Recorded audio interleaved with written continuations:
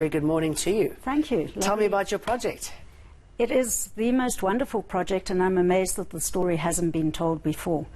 The South African flag, as everybody knows, was part of the whole transition to a peaceful democracy. But most people don't know the story. Initially, there were 7,000 designs submitted by South Africans from around the country.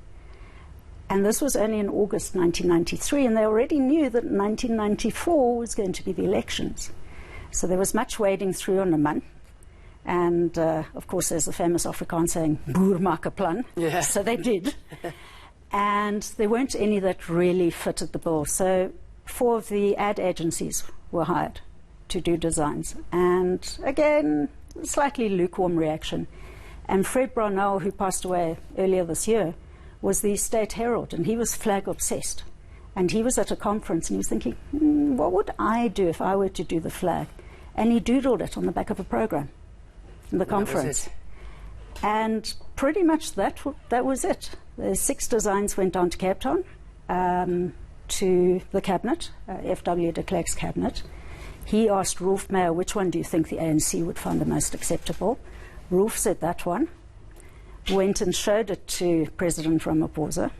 And then they said, well, they were just like out of courtesy, Nelson Mandela to see it. You know, obviously he wasn't in government yet, but we knew he was going to be the president. And he was in Rustenburg, and there weren't colour fax machines in those days. Yeah. So they faxed it through in black and white, and it was coloured in crayon and taken to him, Mr. Mandela. What do you think of this? And so I've been getting stories from everybody about it, the fact that the colours actually don't mean anything. That's an urban myth. The flag was only promulgated on the 20th of April 1994.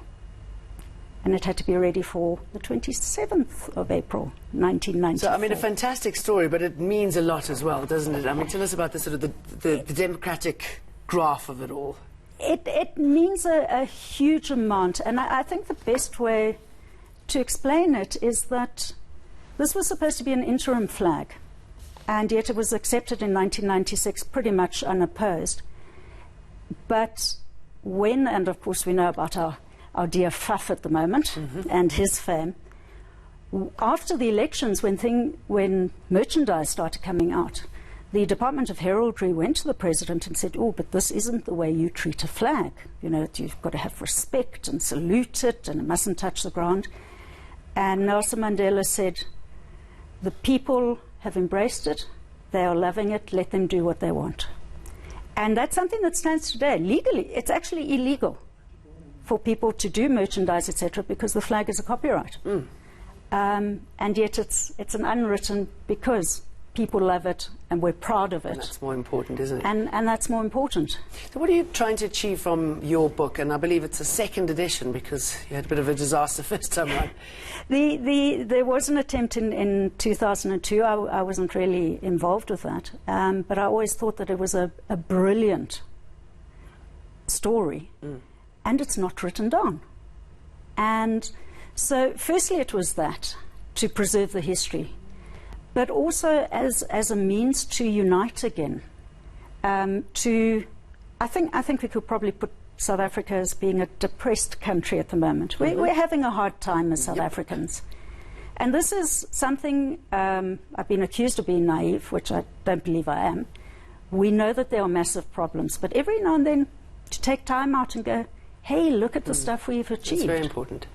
And it's the South Africans. And whether it's in sport, we all know about the sport, but in arts and culture, with our musicians, with our diplomats, people in space, medical inventions, our peacekeepers. I've got the most wonderful image. These are all images that are going to go into the book, of our peacekeepers in the Democratic Republic of Congo, the medical team holding a baby. The rescue in Mozambique with the woman who gave birth in the tree. Our guys at the South Pole.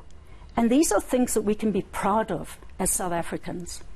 And hopefully, as President Ramaphosa said in his speech at his inauguration, about rallying around the flag. The flag belongs to the people.